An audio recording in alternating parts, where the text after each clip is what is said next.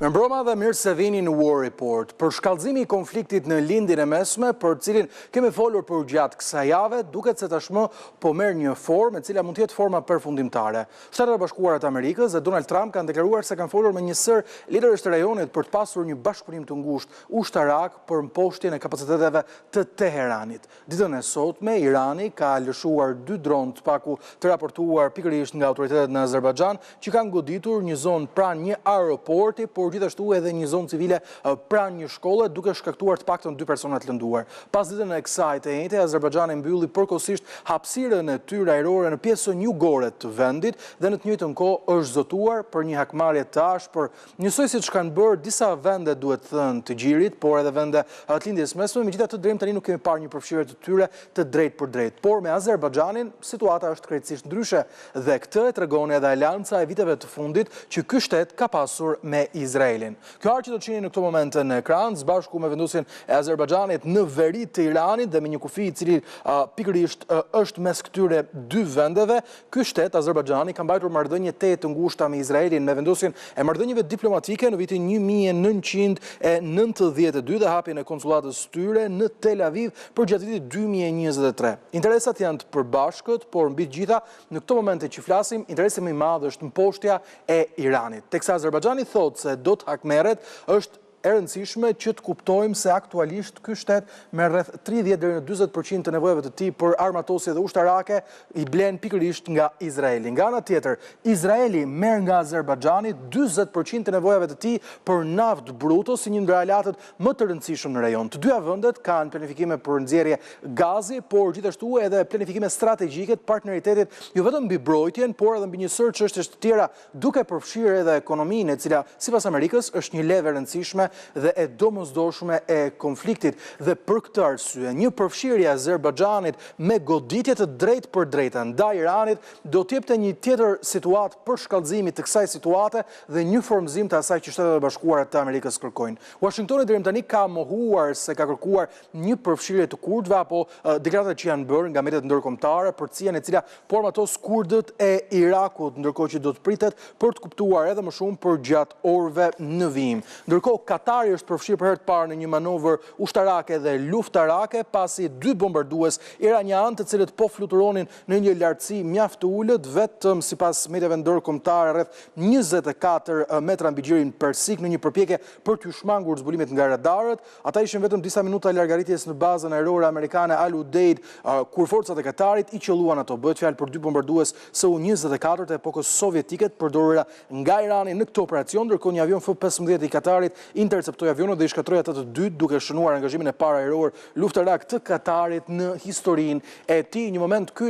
edhe deciziv, duhet thënë, sa i përket konfliktit në rajonin e lindjes së mesme. Ndërkohë Teherani vijon të ushtroj presion, por është ky një presion blof? Kjo është pikë pyetje e cila ngrihet në mënyrë direkte pasi pamjet e publikuara nga Teherani, të cilat janë gjeneruar me inteligjencë artificiale, por rreziku që vjen nga Irani është e qartë dhe sigurt se nuk vjen nga inteligjenca artificiale. Bëhet fjalë për pamjet e publikuara ku Teherani ka pretenduar se ka goditur përmes raketave Khorramshahr 4 pikërisht aeroportin Ben Gurion të Izraelit. Këto pamje gjeneruara nga inteligjenca artificiale tregojnë pikërisht edhe kapacitetet e kësaj rakete, e cila mund të përshkrojë një distancë prej 2000 kilometrash dhe specifika e saj është se në kokën e saj ka 1000 kg eksploziv, shumë më shumë eksploziv se çdo raketë tjetër e përdorur apo e prezantuar nga Irani dhe më shumë se sa çdo dron inovativ i prezantuar prej tyre, duke përfshirë edhe lloje të ndryshme të dronëve Shahed. Ky informacion, siç e thash edhe pak më parë, për goditjen e një aeroporti në Izrael nuk është konfirmuar sipas asaj që kanë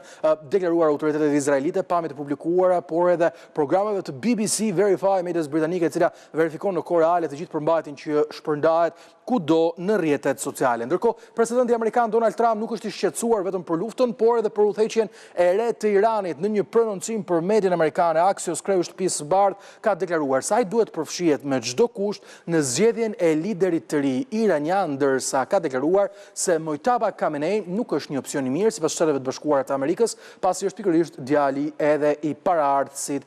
pikërisht i liderit suprem të Iranit, Ali Ayatollah Khamenei, i cili mbeti i vrarë sipas bombardimeve të Shteteve të Bashkuara dhe Izraelit mëngjesin e kësaj të shtunën. Ndërkohë, Shtetet e Bashkuara të Amerikës janë investuar në këtë luftë dhe sigurisht pikpyetja më e madhe që vjen, pasi vetëm një ditë më parë ju tregova sa do t'i kushtojë Izraelit kjo luftë, të dhënat të cilat vijnë nga Instituti për Studimet Strategjike kanë treguar se Shtetet e Bashkuara të Amerikës në 100 orët e para, duhet thënë, të këtij konflikti, sipas raportimit të këtij instituti, kanë shpenzuar 3.7 miliard dollar. Janë këto të dhënat të cilat vijnë pikërisht nga ky institucion i rëndësishëm amerikan, duke konfirmuar kështu edhe parat që kanë përdorur Shtetet e Bashkuara të Amerikës në këtë operacion të rëndësishëm. Më pak se 200 milion dollar nga ky vlerësim total janë kosto operative të përfshira në buxhetin e Pentagonit, ndërkohë nga ana tjetër pjesa tjetër prej 3.5 miliard dollarësh është kosto e vlerës së shtuar, e cila do të kërkojë financim shtesë nga Departamenti i Mbrojtjes, apo qoftë përmes një projekt ligji tjetër pajtimi, i cili do duhet marrë miratimin në Senat dhe Kongresin Amerikan, por Bernie Sanders ka deklaruar se nuk mund të lejojë të jap Donald Trump 5 miliard dollar për të bërë luftë, kur në fakt erdhi në pushtet me pretendimin se prioriteti i tij nuk do të jenë konfliktet globale, por vetë populli amerikan. Dhe kemi dikënd i cili është i harruar, duhet thënë, bëhet fjalë për Volodymyr Zelenskin, i cili po përpiqet të bëhet atraktiv për sytë e mbarëbotës, por mbi të gjitha për Shtetet e Bashkuara të Amerikës. Kreu i Shtetit të Ukrainës deklaroi disa ditë më parë se ai do të ishte i gatshëm të ndihmonte vendet arabe dhe vendet e lindjes së mesme për të rrëzuar dronët e Iranit në këmbim të arritjes së një marrëveshje armë pushimi pikërisht me Rusinë, ndërmjetësuar nga këto vende të cilat njihen se kanë një miqësi me to. Së fundi Zelenski ka konfirmuar se kanë arritur një dakordsi me Shtetet e Bashkuara të Amerikës, pasi Washingtoni ka kërkuar Kievit zyrtar ndihmë në rrëzimin e dronëve Shahed për shkak të eksperiencës së luftës më shumë se 4 vjeçare tashmë që Ukraina ka pikërisht edhe me Rusinë, dhe përballja me dronët Shahed ka qenë e shpeshtë dhe e çdoditshme, duke përfshirë këtu zona civile që janë pikërisht edhe zona të cilat po atakohen në lindjen e mesme. Ishte kjo një përmbledhje informacioneve kryesore të ditës, ndërkohë brenda në sotme në program do të ndalemi tek forma e përshkallëzimit të këtij konflikti dhe se çfarë pritet të ndodhë në të ardhmen. Të gjitha këto me njëherë vetëm pas siglës.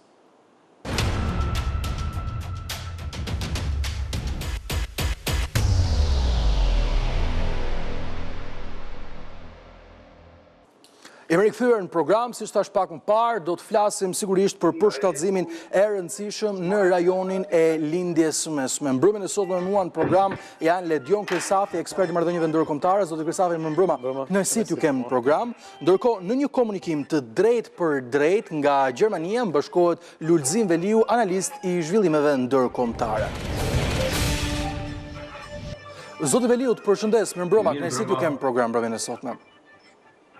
Mirë mbrëma, faleminderit për ftesën. Ta nisim së bashku, ka pasur një përshkallëzim në orët e fundit me Iranin, i cili nuk ka kursyer jo vetëm miqtë arab të Trump, por duke shkuar duke goditur edhe Azerbajxhanin, një tentativë për të goditur Turqinë, të cilin Teherani e mohoi dhe tha se ishte një raketë drejtuar drejt një baze britanike në Çipro.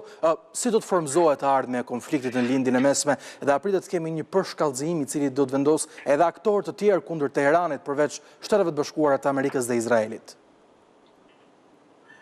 Po, në bazë të asaj çfarë është parë deri më tani, kemi dëgjuar të gjithë, janë përfshirë një numër i madh i vendeve në konfliktin e Iranit, dhe kjo është si pasojë e sulmeve që vijnë nga iranianët, të cilët nuk janë duke kursyer as edhe një pjesë të partnerëve të tyre, që mirëfilli dihet se Azerbajxhani ka qenë një nga vendet që ka pasur marrëdhënie jashtëzakonisht mira me Iranin, mirë po ja që kemi tani edhe sulmet të tyre drejtuar kundër Azerbajxhanit, dhe ka ngritur edhe atje më tepër, sipas informacioneve të fundit, kemi dikun 50 avion janë ngritur nga Azerbajxhani, sulmit që është marrur nga Irani, ndërsa sa i përket Turqisë kemi pasur edhe një tentativë ditën e djeshme kur është ndaluar një raketë balistike pa arritur të prejë tokën turke, pra nga aleatët e NATO-s. Mirë po ja që kemi tash tentativa të reja që sërish Irani tenton pra që të sulmoj në vendet të ndryshme. Janë, me thënë të drejtën, këto njihen si taktika që më tepër kanë përdorur vendet ndoshta edhe vendet komuniste në momentet e fundit kur janë të rrezikuara, e në këtë rast Irani apo Homenejet, po themi kështu, pasi që shumica e popullit iranian e kanë të padëshirueshëm këtë qeverisje dhe bëhet nga ata.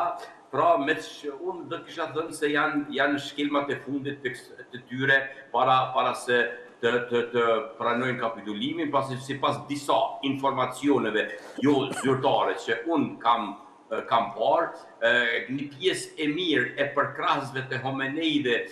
ndoshta jo nga vija e para, apo nga ata njerëzit kryesor, kanë filluar që të largohen nga Irani dhe ja kanë mbështyer Afganistanin, pra si një vend ku mendojnë se janë më të sigurt për të mos atakuar nga vendet nga Shtetet e Bashkuara apo Izraeli, dhe në këtë mënyrë unë mendoj se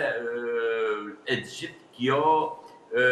luftë nuk do të zgjatet më tepër se edhe 2 javët në vijim, pastaj do të kemi një kapitullim të tyre. Dhe qartë. do të fillojë një kaos i ri, se edhe mbas ikjes së tyre nuk është se gjithçka do të mbarojë në Iran dhe Irani do të plotësohet. Unë mendoj se një betejë e fuqishme do të fillojë edhe pas ikjes së tyre, pasi që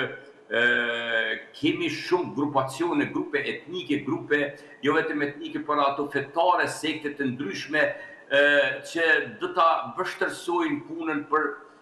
arritjen e një qetësie në Iran dhe zgjedhjen e një qeverie të pranueshme për të gjithë.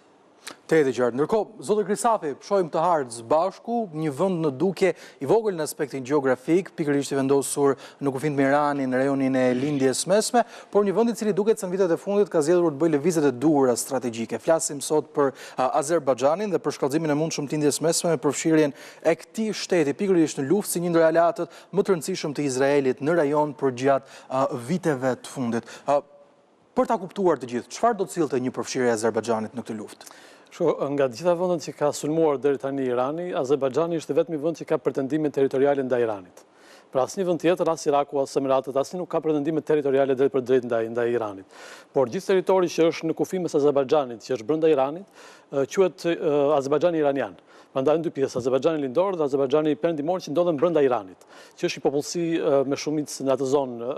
azere, madje edhe vetë Ajatollahu Ali Hamenei që humbi jetën dhe vetë ai ishte etnik azer në këtë rast. Kështu që Azerbajxhani do futej në lojë nëse Irani do shkon drejt një shpërbërje. Pra nëse Irani do shkon drejt shpërbërjes, do thotë që Azerbajxhani futej në lojë për të marrë pjesën e Azerbajxhanit iranian që ata mendojnë se ju takon. Ky është një pretendim që ata e kanë prej kohë shumë të gjatë, por nuk se ka lindur për momentin. Nuk di të them sa e fuqishme mund të jenë ndjenja e Azerbajxhanësve të Iranit për Azerbajxhanin. Kjo është një gjë që është e vështirë ta gjesh në Iran, sepse edhe nëse ata mund të kishin ndonjë ndjenjë për Azerbajxhanin, kjo është e vështirë për të u shprehur në Iranin e kësaj qeverisje, por Azerbajxhani do ishte shumë interesuar, sidomos në rastin që Irani mund të shkonte drejt një shpërbërje të mundshme, gjë që nuk duket të ketë gjasa për momentin diçka e tillë. Tjetra është fakti që unë mendoj se Azerbajxhani nëse do futej në luftë me Iranin ka shumë pak kapacitete për të luftuar. Edhe me Iranin që është sot kaq i dërmuar nga Izraeli në Shtetet e Bashkuara, prap kapacitetet e Azerbajxhanit për të bërë luftë janë shumë të pakta. E para sepse flota ajrore Azerbajxhanase është modeste, duhet thënë, ka disa avion rus, ka dhe një version të ri avionit kinez. Rusët janë një version shumë i vjetër që nuk hyn në punë shumë, le të themi, në këtë situatë ku ndodhen. Ndërsa avioni i ri kinez mund të ishte i rëndësishëm në këtë rast. Tjetra është fakti që mbrojtja ajrore gjithashtu e Azerbajxhanit është bazuar në përgjithësi tek mbrojtja ajrore ruse, sidomos versioni S-300, që nuk e dim sa mund të jetë i përditësuar, le të themi, në versionet e fundit, pra ka mundësi të jetë versione të vjetra deri diku. Pra e parë në këtë këndvështrim, unë mendoj që Azerbajxhani ka pak shanse të bëjë një gjë të madhe për momentin, sepse nuk e përballon dot një luftë me Iranin edhe në këtë situatë ku ndodhet Irani. Pra Azerbajxhani mund përfitoj vetëm nëse Irani shkon drejt një kaosi shumë të madh, ku shteti mund të shpërbëhet në një mas të disa pjesë saktuara, dhe në atë rast sigurisht që Azerbajxhani do futej në lojë për të marrë pikërisht pjesën azere që ndodhet brenda Iranit. Por për momentin vështirë që ka kapacitete Azerbajxhani të bëjë një luftë ose të ndërhyjë në luftë drejt për drejt me Iranin. Te e qartë. Mirë, po në të njëjtën kohë, teksa kemi të gjitha këto zhvillime, kemi edhe një Amerikë e cila, siç thash pak më parë, mohoi se po armatos kurdët e Irakut, zoti Krisafi, tha nuk po bëjmë diçka të tillë, dhe kurdët e Irakut thanë se nuk ka pasur lëvizje të tilla, ndërkohë zyrtar të administratës amerikane raportuan për Fox News në fakt ditën e djeshme, që është një media ndoshta më e afërt e administratës Trump në këto momente, se po ka një përfshirje amerikane për të nxitur kurdët që të nisin këtë ofensiv. A është kjo një përpjekje drejt për drejt e Amerikës ndoshta për të larguar luftën nga aspekti ndërkombëtar dhe thotë tashmë le të shpërthejë një luftë të brendshme dhe të zgjidhen aty çështjet dhe jo më për te kufive të tjera? Unë mendoj që ata mund përpiqen të përdorin kurdët e Iranit një lloj siç u përdorën në Siri grupi që mori pushtetin në Damas. Pra, ideja është që kurdët e Iranit mund të jenë pjesa toksore e gjithë kësaj lufte që deri për momentin është ajrore. Pra, në momentin që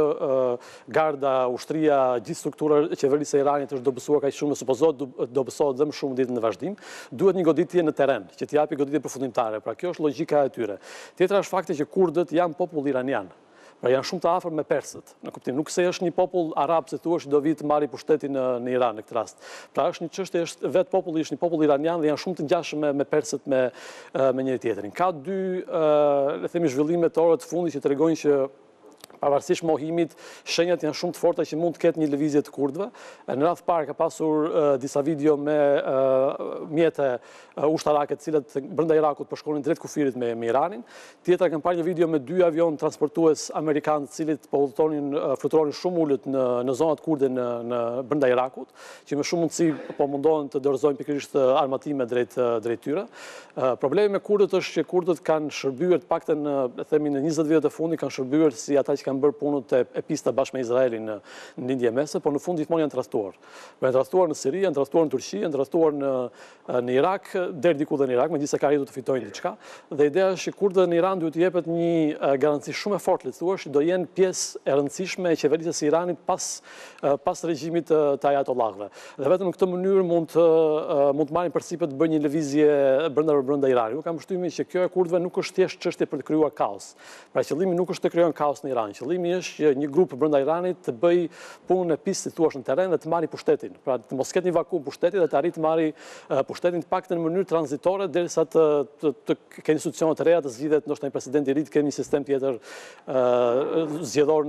në Iran. Pra kjo është ajo që po mundohet të kërkohet prej kurdëve për momentin, por kam përshtypjen thashë ata duan një garanci shumë të fortë, sepse ky është një bazë shumë i madh. Ne nuk e dimë realisht sa mund të jetë dobësuar sistemi për momentin në Iran. Është dobësuar pa diskutim, pa është dobësuar aq sa mjafton një goditje e kurdëve për ta rrëzuar, sepse nëse nuk mjafton një goditje e tillë, atë kurdët dalin si tradhtarët në këtë rast dhe mund ta marrin ata përsipër gjithë inatin dhe zemërimin e regjimit në Iran. Kështu që është një bazë shumë i madh që po. Dhe megjithatë mënyra më e mirë për të mos pasur Shtetet e Bashkuara të përfshirë një konflikt frontal me trupa ushtarak, një opsion i cili është diskutuar për gjatë ditëve të fundit, zotë Krisafi, ka pasur konfirmime dhe mohime nga administrata amerikane. Trump tregon të guximshëm duke thënë që po edhe mund ta bëjmë, ndërkohë Caroline Levitt, sekretare e tij për shtyp, tha, jo, nuk do të dërgojmë trupa në Iran. Trupat ngjashëm ato që kemi pasur në Irak ose në Afganistan, unë mendoj që nuk ka asnjë shans të ndodhë. Irani është shtet shumë i madh dhe duheshin besoj të paktën 1 milion ushtarë amerikanë për të mbajtur në kontroll gjithë territor, që është e pamundur ndodhi diçka e tillë. Por grupe speciale, qoftë amerikane, qoftë izraelite, pa diskutim që mund të ketë. Ka pasur një lajm që nuk e di sa i vërtetë është para 2 ditësh, që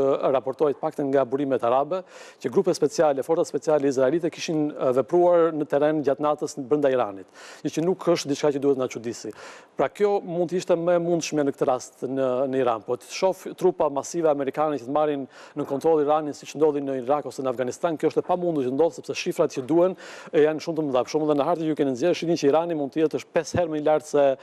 se Iraku. Dhe në një moment caktuar, për shembull, gjatë luftës, amerikanët në Irak ishin gati 500-600.000 ushtarë. Ne imagjinoni që duhet të kemë 5 herë më shumë në Iran për të mbajtur në kontroll Iranin, kurse mbajtën dot në kontroll Irakun. Pra është një gjë e pamundur ndodh diçka të tillë. Me shumë mundësi mund të kemi në momentin që ky regjim bie ose në momentin që kurdët japin atë goditjen përfundimtare, atëherë mund të kemi forca speciale amerikane ose izraelite që mund të shkojnë në Iran, por masivisht është e pamundur ndodh diçka të tillë. Te e qartë. Ndërkohë, zoti Veliu pati një deklaratë të Trump sot, i cili duket se nuk e ka marrë mësimin se Irani nuk është Venezuela, por Trump, i cili nuk e ka marrë këtë mësim, deklaroi për Axios se sigurisht që ai do të ishte i përfshirë në zgjedhjen e liderit të ri të Iranit, ashtu siç ndodhi me Maria Machadon, lideren aktuale të Venezuelës, e cila po qëndron përkohësisht në pushtet. Si do ta komentonit këtë deklaratë të Donald Trump? Po, Donald Trump mendoj se e dëshiron gjithçka gjithkund të jetë të jetë prezent dhe të jetë fjala e tij përfundimtare që përcakton edhe për zgjedhjen e asaj se çfarë do të arrijë pas mbarimit të luftës. Unë mendoj se primare është një herë që kjo luftë të marrë fund, kjo luftë të përfundoj. Pastaj është me rëndësi që në atë vend kemi pasur protesta të vazhdueshme kundër këtij regjimi.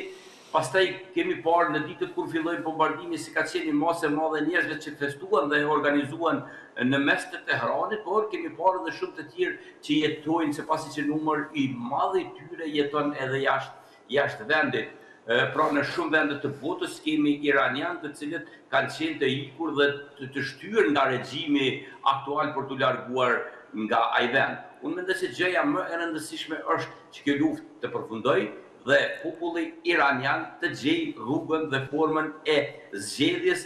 dhe përcaktimit të një qeverie, të përcaktimit të një pushteti që do të jetë i pranueshëm për shumicën po themi të grupeve, nuk po themi të gjithë popullit, po themi të grupacioneve që ekzistojnë brenda atij shteti. Kjo do të ishte gjëja më e rëndësishme. E një gjë e tillë a do t'i pëlqejë Trumpit, ajo është pak e rëndësishme, pasi është me rëndësi se ata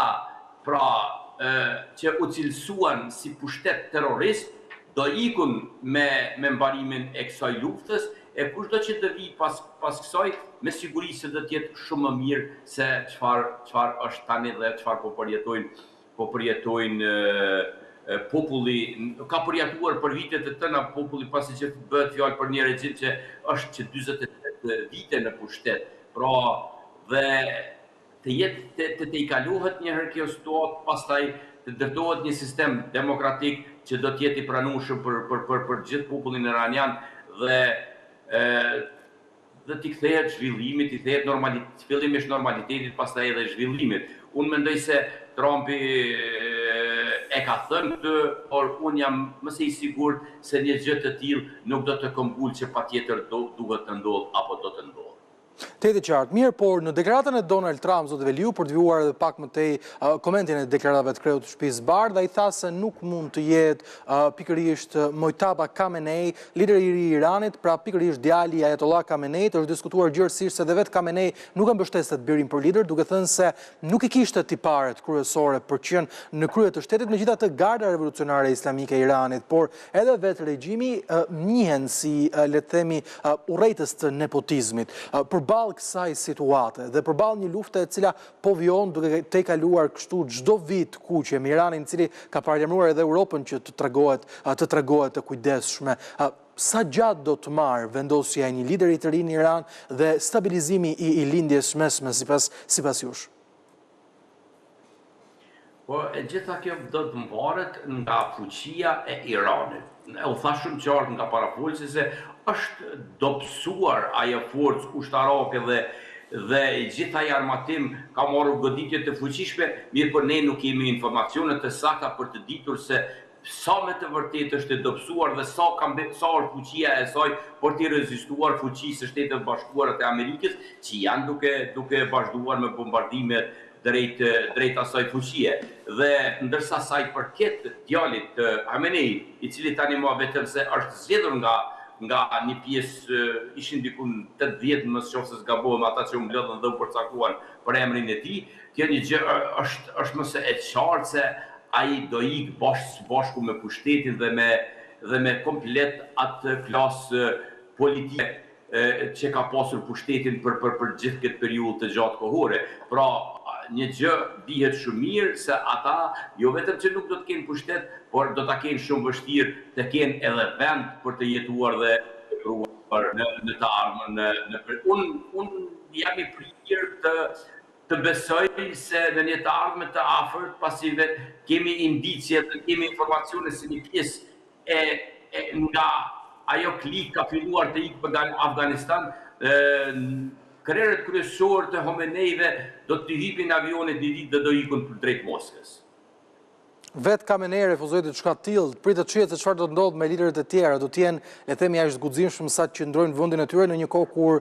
vetë presidenti Donald Trump e ka bërë të ditur se fati i çdo lideri i cili nuk është i pëlqyer nga Amerika dihet dhe do të jetë i ngjashëm me atë të Khameneit. Mirë, do të shkojmë një shkputje shumë të shkurtër publicitare për të rikthyer në pjesën e dytë të programit dhe për të diskutuar të tjera dinamika të lindjes mesme, por mbi të gjitha për Ukrainën, e cila duket se është gati të shes eksperiencën e saj të luftës.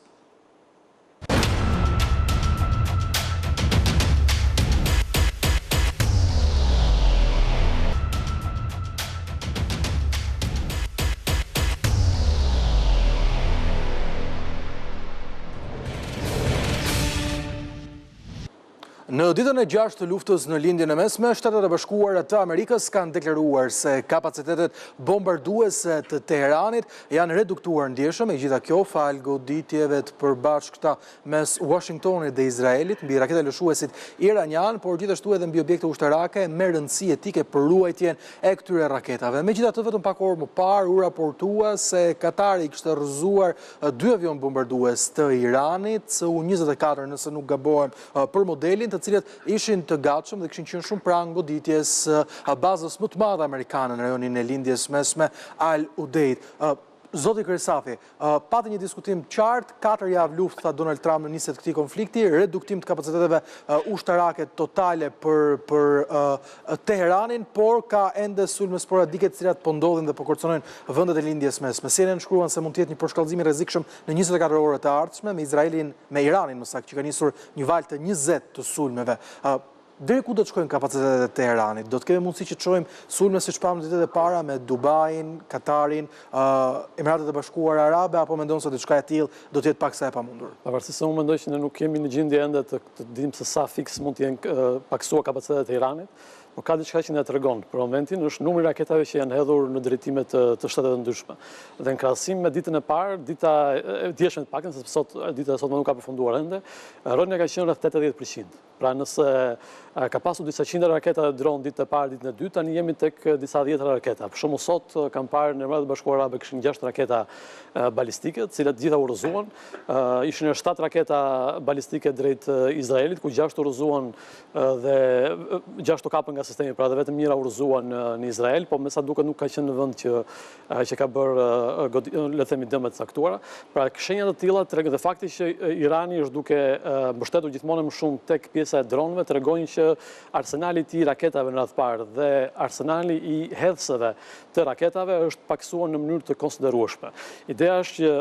pamjet video gjitha kanë treguar që një pjesë e madhe të gjitha atyre bunkerëve në të cilat supozohet se ndodhen raketat balistike të Iranit dhe bombarduar në mënyrë të jashtëzakonshme nga Izraeli dhe nga sidomos nga Shtetet e Bashkuara, të cilët kanë përdorur pikërisht bombat që çajnë bunkerët në zonat e tilla. Pra supozohet që një pjesë e madhe e raketave balistike të Iranit tashmë janë shkatruar. Shumë e rëndësishme është paktën ka një numër nga Izraeli që janë shkatruar rreth 300 hedhës të raketave iraniane. Unë kam thënë herë të tjera që nëse ke raketën po s'ke hedhësin, raketa është krejtësisht e pa rëndësishme, pra hedhësi është themelor në këtë rast. Sigurisht në këtë rast nuk e din fiks sa hedhësa raketash mund të ketë Irani, por fakti që janë shkatruar 300 është një shifër e konsiderueshme. Unë qëndroj ide se nëse Irani në këtë pikë do të kishte mundësi të hidhte le të themi 700 apo 800 raketa një herësh mbi Izrael për ta përmbytur të gjithë sistemin mbrojtës izraelit, do e kishte bërë diçka të tillë. Fakti që nuk po e bën tregon që ndoshta kapacitetet nuk i ka të tilla. Pra logjika të çon në pikën që një pjesë shumë e madhe kapaciteteve të Iranit janë shkatruar tashmë. Dhe Irani vazhdon të jetë bombardim të vazhdueshëm nga gjithë kohës nga ana e Izraelit dhe Shtetet Bashkuara. Ka diçka tjetër interesante që sa herë një raketë balistike lëshohet nga Irani, sinjali i lëshimit të raketës kapet nga radarët amerikan dhe izraelit, dhe ky është një sinjal që i shkon direkt avionëve amerikan dhe izraelit, të cilët me shumë mundësi ndodhen në ajër në atë moment. Dhe vendi ku është lëshuar raketa balistike ekspozohet ndaj goditjes së avionëve izraelit dhe amerikan. Pra ka një logjik, le të themi në këtë rast iraniane, që sa më shumë raketa balistike të lëshojnë, aq më shumë të ekspozuar do të jenë nga goditjet që bëjnë ndryshojnë avionët izraelit dhe avionët amerikanë. Unë mendoj që në këto moment do kemi me shumë mundësi dronë iranian që do godasin vendet rreth rrotull, sepse janë më të lehtë për të përdorur, janë më të lehtë për të çarë sistemet mbrojtëse dhe në përgjithësi vendet e lindjes mesme nuk kanë sisteme mbrojtëse për dronët dhe po shohim pikërisht këtë shenjë në këtë moment që dronët janë duke përdorur më shumë në goditje, pra do çuditesha nëse do shihnin në ditën vazhdim në themi nesër pas nesër kështu me radhë në një goditje shumë të madhe me raketa balistike nga Irani. Pra, logjika amerikanëve dhe izraelitëve është nëse sot jemi në ditën e 5 të luftës, në ditën e 10 Irani nuk do hedhë mas një raket. Pra, do jemi ende këtu për të parë nëse ky parashikim amerikan dhe izraelit do jetë i vërtet. Pra, në ditën e 10 nëse vërtet Irani nuk do hedhë mas një raket. Nëse kjo vërtetohet, atëherë do thotë që gjithë sistemi ose gjithë kapacitetet balistike të Iranit janë shkatruar. Të jetë qartë. Ndërkohë, zoti Veliu, për të kuptuar pak më shumë, është mbyllur një tjetër ambasadë përkohësisht në operacionet e saj, pikërisht në Kuvajt, ambasadë amerikane në Kuvajt. Ka një prezencë të qytetarëve dhe civilëve në lindjen e mesme, ndonse nga Amerika, pra flas, ndonse ishin paralajmëruar që të alinin rajonin. Përtej kostove ushtarake, kostove të paktën 6 ushtarëve të vrarë deri më tani raportuar nga Shtetet e Bashkuara, një sër objektesh dhe avionësh të shkatruar, kush do të jetë kostoja diplomatike e Washingtonit sa i përket kësaj lufte? Mendoni se do të ketë një kosto të tillë sa i përket aleancave të tyre në lindjen e mesme? Është fakt se është një kosto, janë jetë të humbura, janë jo vetëm në aspektin e jetëve të humbura, por edhe në aspektin ekonomik. Tani kemi disa ditë që nuk ka fluturime nga ajo pjesë e botës, është shkëputur tërësisht. Ajo është bërë thirrje shumë qytetarëve që të largohen. Të gjitha këtu janë kosto fillimisht për vendet që atakohen, por edhe për vendet më gjerë, duke përfshirë këtu Evropën dhe Shtetet e Bashkuara të Amerikës. Ndërsa sa i përket kostos diplomatike, nuk është që unë nuk e mendoj se Shtetet e Bashkuara do të kenë një kosto kushedisa të madhe diplomatike, edhe përkundër faktit se fillimisht me fillimin e bombardimeve nuk gjetim mbështetjen e shumë vendeve duke filluar edhe nga Evropa, për shembull Spanja me këtë rast ka përfituar sanksionet e re nga Shtetet e Bashkuara të Amerikës, vetëm për shkakun se ata ishin në tërësi kundër kësaj lufte. Mirë po, ditëve të fundit është parë pas vizitës së kancelarit gjerman Merz, që ishte në Shtetet e Bashkuara, takimet të tij me presidentin Trump, është pa qartë se edhe ka pasur lëvizje nga vendet të tjera dhe kanë ofruar edhe bazat e tyre që mund të shfrytëzohen apo territoret që mund të shfrytëzohen nga amerikanët. Dhe unë mendoj se po të kesh fuqinë e Shtetit të Bashkuara të Amerikës, gjërat e tjera janë pak të rëndësishme dhe nuk është se mund të luajnë një rol shumë të madh edhe në aspektin diplomatik. Të jetë qartë. Ndërkohë, zoti Grisafi, duke parë gjithçka që po ndodh në lindjen e mesme, vendet arabe të cilat duhet të thënë se mbrojtjen e tyre kishin deleguar ndaj Shteteve të Bashkuara të Amerikës, e thënë në këtë mënyrë, me Katarin, i cili ka edhe një marrëveshje të stilit të NATO-s, si në një pesë me Washingtonin. Përballë të gjithë kësaj situate, të cilën po shohim aktualisht, kemi presidentin e Ukrainës Volodymyr Zelensky, i cili tenton të bëhet tërheqës për sy të mbar botës, thotë se tashmë amerikanët i kanë kërkuar ndihmë për rrëzimin e dronëve Shahed dhe do të ketë një impenjim të ekspertëve amerikanë edhe atje. Sa janë mundësi reale që Ukraina të hedhë syt për të mbrojtur lindjen e mesme në një kohë kur katrahura po ndodh pikërisht në Ukrainë dhe ka sulme ndaj civilëve të cilët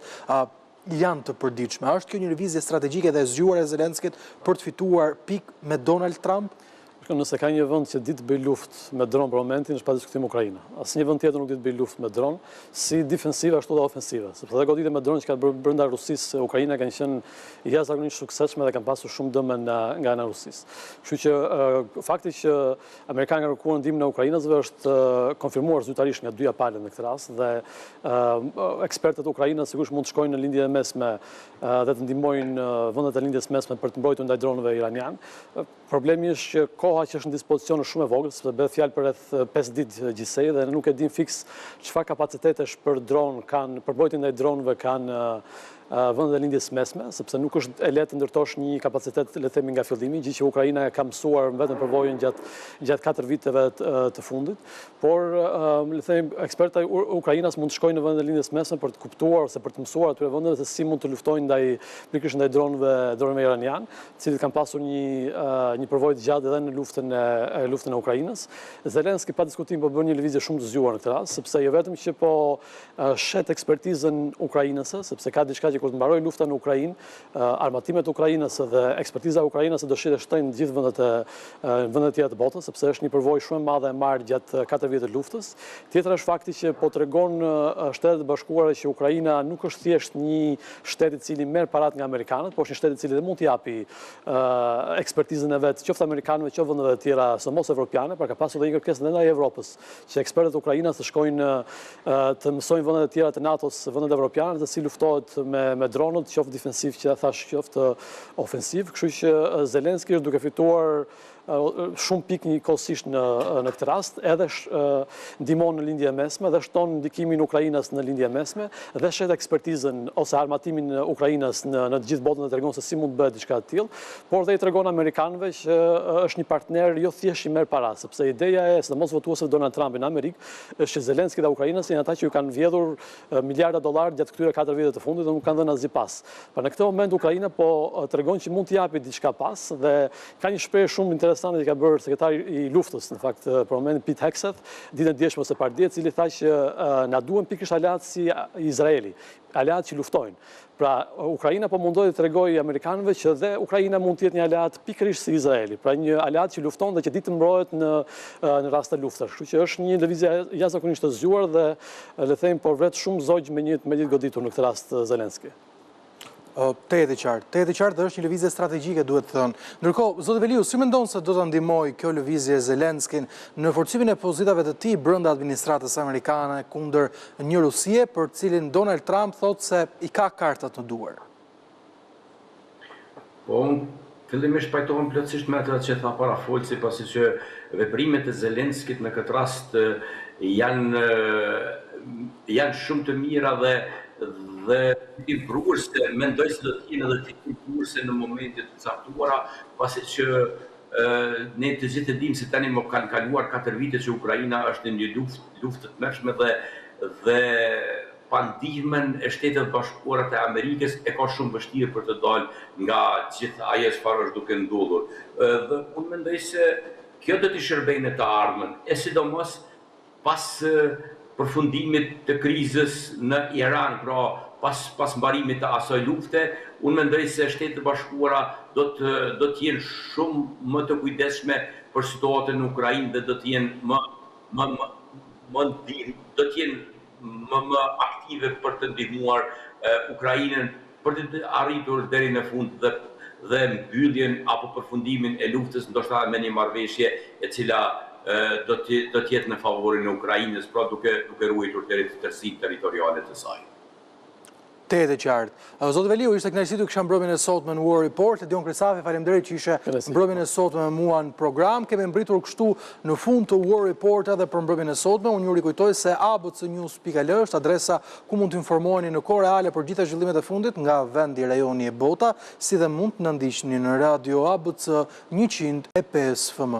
War Report do të rikthehet sërish mbrëmjen e së hënës. Faleminderit për vëmendjen tuaj. Bashkë natën e mirë.